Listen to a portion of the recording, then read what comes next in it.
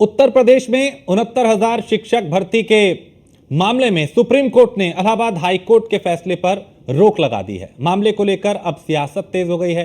पहले अखिलेश यादव और अब मायावती ने सरकार पर हमला बोला है। मायावती ने कहा कि सरकार इस मामले में अपना ईमानदार रुख अपनाए। यूपी शिक्षक भर्ती मामले में आरक्षित वर्ग के अभ्यर्थियों के साथ अन्याय नहीं होना चाहिए। उन्हें अपना संवैधानिक हक जरूर मिलना चाहिए। किसी के साथ कोई भी नाइंसाफी ना हो। इससे पहले अखिलेश यादव ने तंज कसते हुए कहा कि बीजेपी सरकार नौकरी देने वाली सरकार नहीं है। उत्तर प्रदेश सरकार 69,000 शिक्षक भर्ती मामले में दोहरा खेल ना खेले। बीजेपी सरकार दोहरी सियासत से दोनों पक्षों के अभ्यर्थियों को ठगने, सामाजिक, आर्थिक और मानसिक रूप से ठेस पहुंचाने का काम ना करे। उन्होंने सवाल उठाया कि यूपी की बीजेपी सरकार भ्रष्ट प्रक्रिया का परिणाम अभ्यर्थी क्यों भुगते। तो अखिलेश यादव ने आगे कहा कि 3 दिन में होने वाले काम के लिए 3 महीने का इंतजार करना और ढिलाई बरतना बताता है कि बीजेपी सरकार किस तरह से नई सूची को जानबूझकर न्यायिक प्रक्रिया में उलझाना चाहती है। तो सुप्रीम कोर्ट ले जाके शिक्षक भर्ती को फिर से लंबे समय के लिए टालना सरकार चाह रही है। तो ये अखिलेश यादव इस मामले को लेकर सरकार पे हमलावर नजर आए।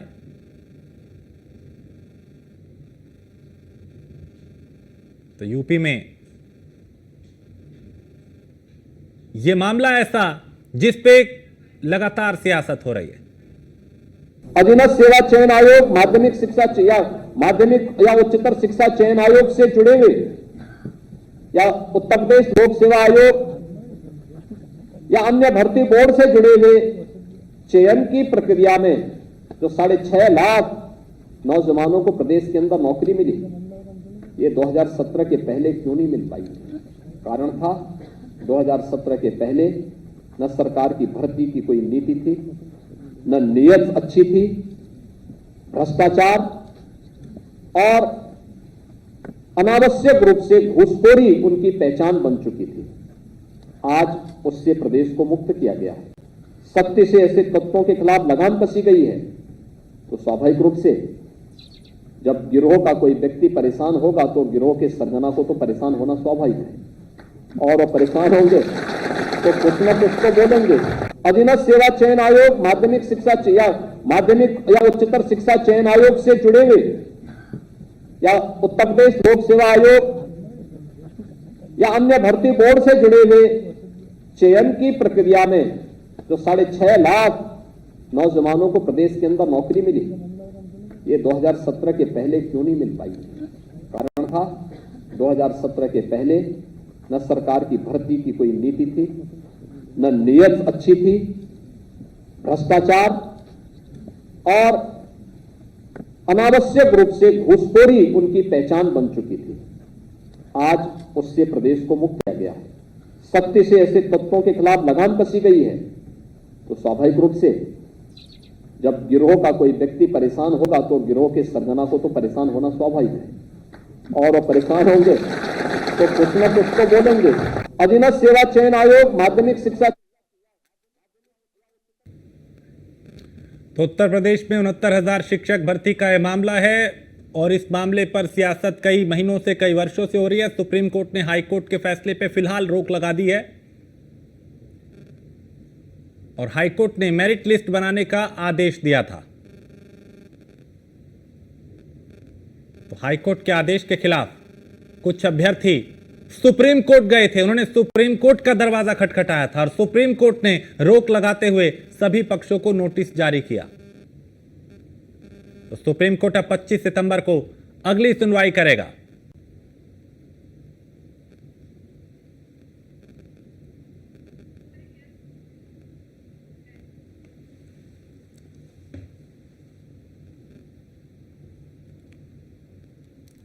और हमारे साथ इस वक्त करमचंद शर्मा हैं जो कि नेता भारतीय जनता पार्टी के हैं, पूजा शर्मा प्रवक्ता हैं समाजवादी पार्टी की, आलोक द्विवेदी हैं जो कि राजनीतिक विश्लेषक हैं। आप तीनों का बहुत स्वागत है। शुरुआत आलोक जी आपसे, ये शिक्षक भर्ती का मामला चूंकि पिछले काफी अरसे से सियासत के केंद्र में बना हुआ है, अब सुप्रीम कोर्ट ने हाई कोर्ट के फैसले पर रोक लगाई, उसके बाद अखिलेश यादव सरकार पे हमलावर है। ये मामला कैसे सियासत के केंद्र में सबसे अहम है, चूंकि दोनों कभी अखिलेश यादव और योगी आदित्यनाथ इस पर आमने सामने हैं। योगी आदित्यनाथ ने भी आज पलटवार किया कि इन लोगों ने क्या किया युवाओं के लिए।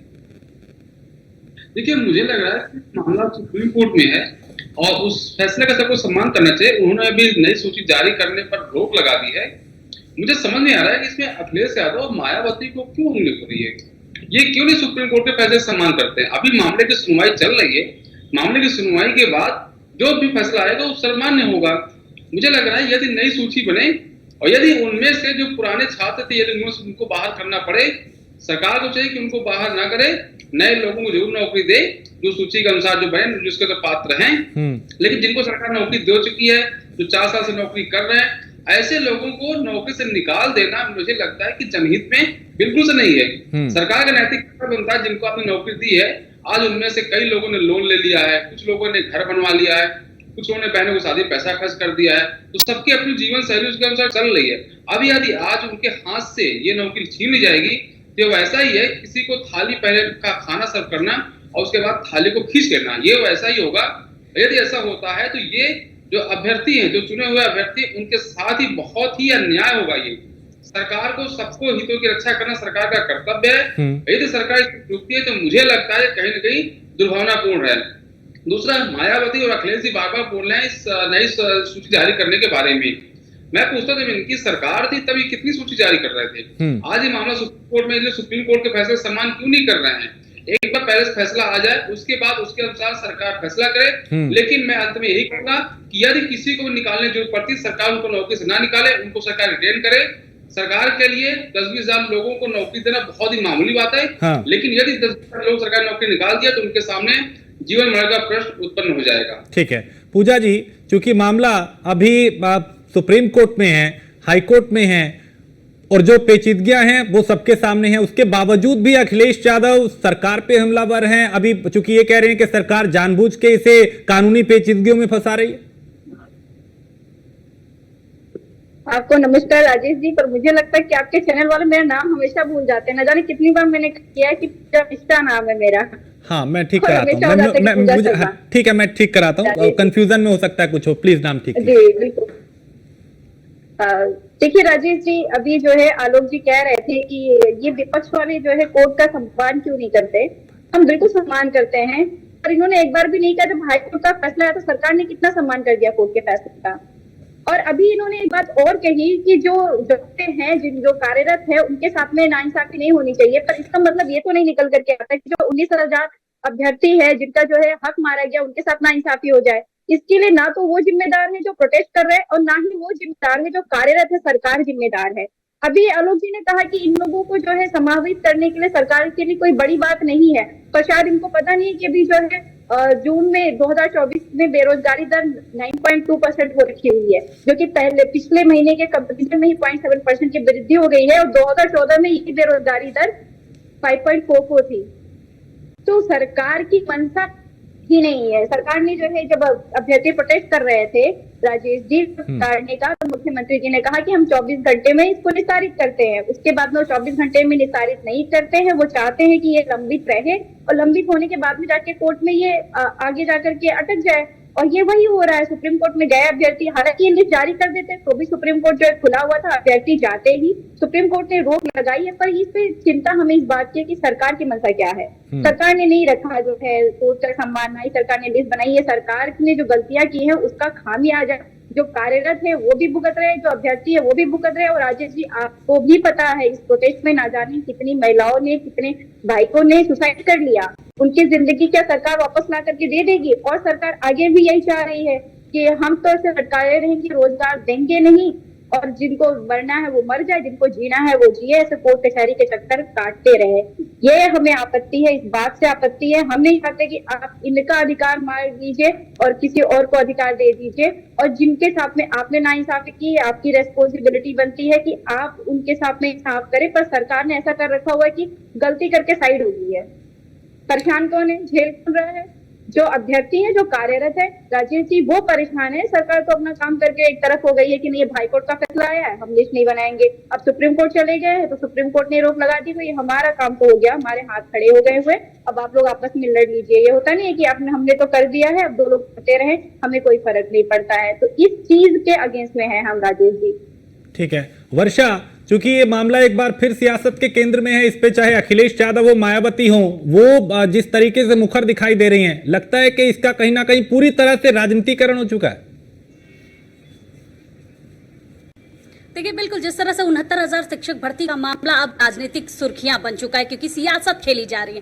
पहले चाहे हाईकोर्ट का फैसला आता, हाईकोर्ट के फैसले को रोककर अब सुप्रीम कोर्ट ने उसमें बड़ा निर्णय लिया है और लगभग 25 तारीख को फिर से उस पर सुनवाई की जाएगी, लेकिन राजनीतिक रुख जरूर अपनाया जा रहा है। पहले अखिलेश यादव ने हाईकोर्ट के फैसले का स्वागत किया, अब सुप्रीम कोर्ट के फैसले आने के बाद उनकी तरफ से ट्वीट आता है कि बीजेपी दोहरी राजनीति खेल रही है, वो दोनों पक्षों के साथ न्याय नहीं करना चाहती। 3 दिन के मेरिट लिस्ट जो आ जानी चाहिए उसको 3 महीने खींच के ले जा रही है और उसके बाद ये सारी राजनीति चल रही है। उसके साथ ही साथ अब मायावती की तरफ से जिस तरह का ट्वीट आता है कि ईमानदार रुख सरकार को अपनाना चाहिए, देखना चाहिए कि किस तरह कितनी जल्दी इन लोगों को न्याय मिल सके, उसी तरह देखिए अब 69,000 शिक्षक भर्ती के शिक्षक अभ्यर्थी अब लगातार प्रदर्शन भी कर रहे हैं। जगह जगह वो मंत्रियों के दरवाजे खटखटा रहे हैं और अपनी सुनवाई के लिए लगातार वो प्रार्थना कर रहे हैं लोगों के पास। लेकिन उसी तरह इसकी राजनीति दूसरी तरफ देखने को मिल रही है, चाहे वो अखिलेश यादव हो, चाहे मायावती हो, उनकी तरफ से अलग अलग बयान, टीका टिप्पणी एक बार जारी होने लगे और ये ही सारी चीजें मुद्दे बनने जा रहे हैं और ये मुद्दे बनेंगे आगे चलने वाली राजनीति को लेकर। आगे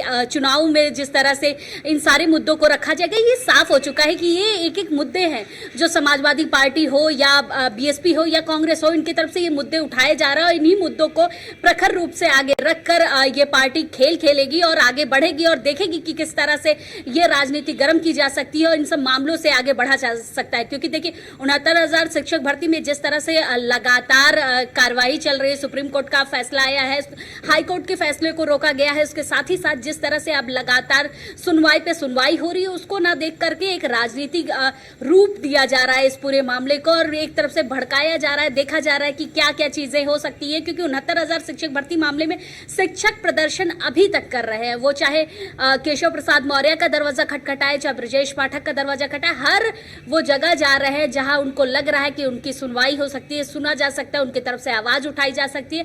लेकिन देखिए दो पक्ष है, एक तरफ जहां आरक्षित पक्ष है, दूसरी तरफ अनारक्षित पक्ष है, दोनों तरफ के पक्षों का समन्वय देखा जाएगा, दोनों पक्षों की बात सुनी जाएगी, फिर उसके बाद एक फैसला लिया जाएगा।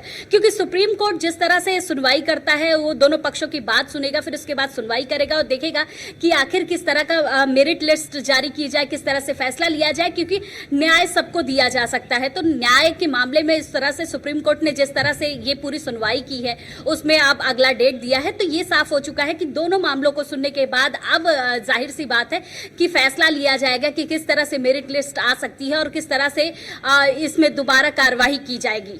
ठीक है, हमारे साथ करमचंद शर्मा भी जुड़ गए हैं। शर्मा जी, ये जो मामला high court via supreme court है, समाजवादी पार्टी सीधा ये कह रही है कि सरकार ने जानबूझ के अभ्यर्थियों का भविष्य अधर में डाला है और उन्होंने जानबूझ के इसे कानूनी पेचीदगियों में फंसा दिया है। नमस्कार, जय हिंद। आवाज आ रही है आपको? जी आवाज आ रही है। देखिए, समाजवादी पार्टी राजनीति कर रही है। जब मुद्दा ये पूरा का पूरा केस कोर्ट में है, लीगल प्रोसीडिंग हो रही है, उस समय इस तरीके की राजनीति करना अति निंदनीय है। मैं इससे पूछना चाहता हूँ, आप ये बताइए, आप स्पष्ट करिए सॉल्यूशन क्या है, आप क्या चाहते हैं? आप सॉल्यूशन भी नहीं बताते, आप सिर्फ और सिर्फ राजनीति करेंगे, आप ये बोलेंगे इसकी गलती है उसकी गलती है। मैं आपको बता, उन अभ्यर्थियों के साथ मेरी एक बार नहीं मल्टीपल बातें हुई हैं और ये सारी की सारी जो समाजवादी पार्टी की पुरानी जो सरकार है उसकी जो नीतियां थी उसका ये परिणाम है। और आरोप भारतीय जनता पार्टी पे लगा। भारतीय जनता पार्टी आज जो सिस्टम है उसके साथ खड़ा है। हाँ। जैसे कोर्ट का आदेश आएगा, कोर्ट में दोनों पक्ष अपनी बात कर रहे हैं, दोनों की बात कोर्ट सुन रहा है, कोर्ट का जो निर्णय होगा उसके अनुसार हमारी सरकार काम करेगी। हाँ। आपके खुद सिस्टम में आपने जिस तरीके से पूरी तरीके से सिस्टम को बर्बाद किया हुआ था उसका ये परिणाम है और उसी की वजह से ये अभ्यर्थी जिनको जॉब मिल गई है उनको भी प्रॉब्लम हो रही है, जो रिजर्वेशन के ये बाकी लोग हैं उनको भी प्रॉब्लम हो रही है। आप लोग सिर्फ और सिर्फ राजनीति के अलावा और कुछ नहीं कर सकते। जब केस में है और कुछ समय इस तरीके की लो लेवल राजनीति करना ये अपने आप में दिखाता है कि समाजवादी पार्टी के पास कोई मुद्दे नहीं है। इसीलिए वो ऐसे मुद्दों पर भी राजनीति करना चाहती है जो कोर्ट में चल रहे हैं, कोर्ट जिस पे अपने हाथ रख रही है, ठीक। कोर्ट जिस पे फैसला पूजा जी, करने वाली कोई है। मुद्दा नहीं है क्या? इसलिए वो मुद्दे जो अभी चूंकि अब कानूनी तरीके से रास्ता निकलेगा, कोर्ट में मामला है, वो कह रहे हैं कि आप इस पे राजनीतिकरण इसका कर रहे हैं। राजेश जी, बिल्कुल मैं फिर एक करेक्शन करूंगी। मैं सपा की प्रवक्ता हूँ, कांग्रेस की नहीं। पीछे बार बार फोकस चल रहा है, ठीक है। अब आ जाते जो है खेमचंद जी कह रहे थे कि ये इनके कार्यकाल में हुआ, मैं आपके कार्यकाल में बची। इतना सफेद झूठ कैसे बोलने जाते हैं आप? अभ्यर्थी की बात कर रहे हैं। मैं भी कॉलेज में हूँ, लैब में हूँ, और मेरे बाजू वाली लैब में एक अभ्यर्थी है जो फिर वो इतना हार गया कि उसने पीएचडी का एग्जाम दिया, क्वालिफाई कर लिया, अभी पीएचडी कर रहा है यहाँ से। तो अब वो बहुत अच्छे से बता सकता है कि आप इतना धांधली कर रहे हैं। अरे आपकी जिम्मेदारी है, सरकार आपकी है। आपने दो लोगों के साथ में, दो पक्षों के साथ में अन्याय कर दिया और आपके कोर्ट में चल रहा है। जब हाईकोर्ट का फैसला आया था तब तो सुप्रीम कोर्ट नहीं आई थी, तब भी आप जो है अभ्यर्थियों से छोड़ दिए थे। जिन्होंने आत्महत्या कर ली है, जो सड़कों पर रहे, जिनको आपने कहा लाभ खाने योग्य है, उनके ऐसे वक्तव्य आ रहे कि नहीं इनके कार्यकाल में हुई। ये हारने का जिम्मेदार भी हम ही है और आने वाले समय में ये यही कहेंगे कि समाजवादी पार्टी की वजह से हम हार गए हैं। बिल्कुल आप हारेंगे। और बाई इलेक्शन हो, आने वाला इलेक्शन, जिस तरीके से आपने अभ्यर्थियों को सड़क पर ला दिया हुआ है, बेरोजगारी दर को लगातार बढ़ा दिया हुआ है, ये रोजगार कहाँ देते हैं? ये रोजगार नहीं देते राजेश जी। अगर रोजगार आपके पास है तो हम कुछ लेंगे, अगर आपका अधिकार है तो आपको सड़कों पे ला देंगे, उठा करके इको गार्डन में फेंक देंगे, उसके बाद में कहेंगे नहीं ये समाजवादी पार्टी जिम्मेदार। वैकेंसी आपके कार्यकाल में आएगी, एग्जाम आप कराएंगे, भर्तियों में धांधली आप करेंगे, जिम्मेदार समाजवादी पार्टी है। क्यों वक्तव्य करते हैं? प्रशासन आपकी, इनको जिम्मेदारी लेना नहीं आता। हार की जिम्मेदारी संगठन लेगा, संगठन नहीं लेगा सरकार लेगी, सरकार नहीं लेगा तो कार्यकर्ता लेगा, कार्यकर्ता नहीं लेगा तो जिला अध्यक्षों को बदल देंगे। जिम्मेदारी लेना ही नहीं आता। जिम्मेदारी नहीं लेंगे तो जनता आपको जिम्मेदारी से मुक्त कर देगी, जिस तरीके से कर रही है जनता आपको।